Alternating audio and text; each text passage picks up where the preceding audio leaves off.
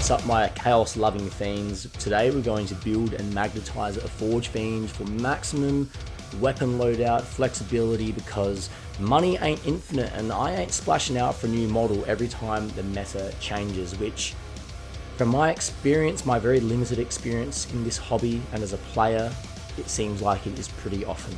I feel like the plasma cannons are pretty OP and they're always going to be good and viable, but I do see some benefit to having the autocannons and maybe having a mixed loadout. So I might want to experiment, the meta might change, and I think it's cool. I like magnetizing, I like customizing shit and having this flexibility. So we're going to look at the model, at the diagram and whatnot, and see what parts are actually different and unique to each loadout.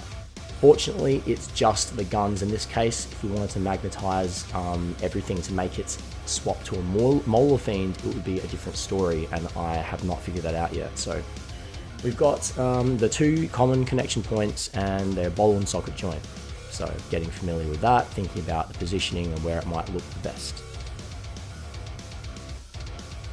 I figured that maybe a rotational magnet or a ball and socket joint magnet might be the trick, and I had a look at it, had a look at the measurements on the large magnets which seemed to be the best fit, and had a little think about whether this would work.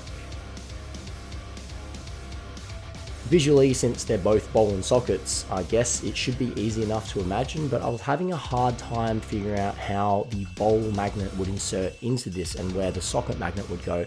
And I think that was partly because the socket magnet was a little bit too big for the bowl part there, because in the end I figured the bowl magnet would actually have to go into the socket part of the weapon and not the other way around.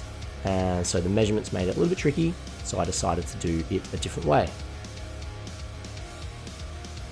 So I put the weapon into the place that I wanted it to be and scored a line against the edge onto the bowl.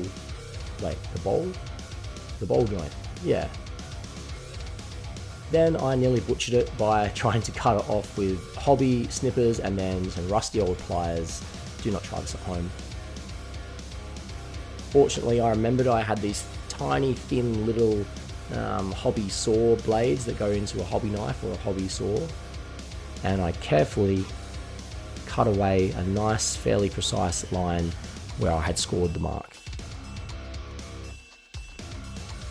And this is what it looks like. I put it up once again against the weapon just to make sure it still fit, and then cleaned it up with some sandpaper. Then we get the pin vise and 6x2mm magnet. Is actually just under 6mm and about 1.7mm thick, but you know, that's what you get when you buy off of Temu. Just kidding, these ones are actually from a hobby store. They're N52s. I wouldn't use cheap, crappy magnets for something like this, where you want them to be fairly sturdy.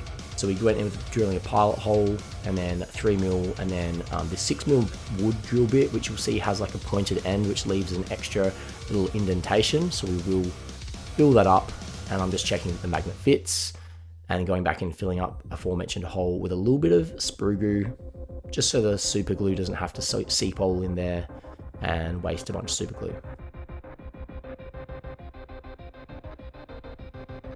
Always be careful when using super glue, because I have glued my fingers together way too many times, and you just need a little bit. And what we're going to do is get two magnets, so that way you don't mess up the polarity, and slot it in there, get the first one flush, and then slide the top one off. Simple in theory, only I accidentally got super glue somehow between the two magnets, permanently binding them together.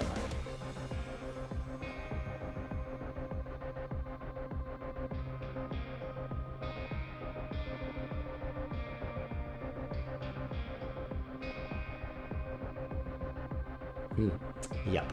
In hindsight, a better solution would be to use an entire stack of magnets and then drag off the top bunch of magnets, relieving the first one in the hole. Anyway, I press it in to make sure it is completely flush against the surface, and clean off the excess super glue with a bit of saliva. And then it's on the green stuff, so we're going to make a little tiny bowl of green stuff.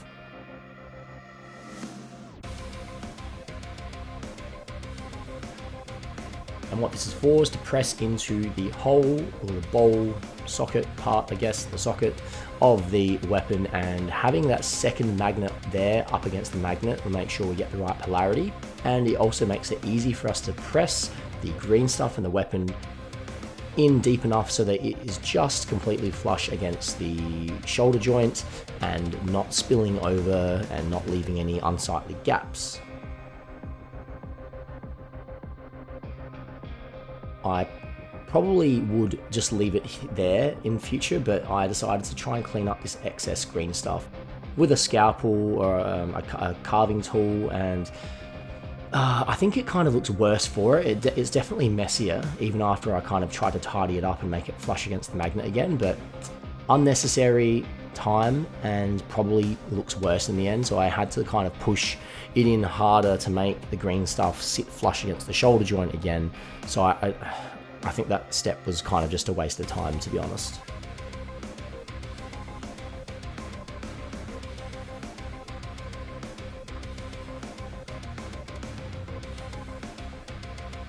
And that's what it looks like. I guess the way it's kind of a little bit messy makes it look a little bit fleshy and like demonic anyway. When it's painted up, it'll look just fine. I also did the autocannons in the same way, and here is the grand reveal.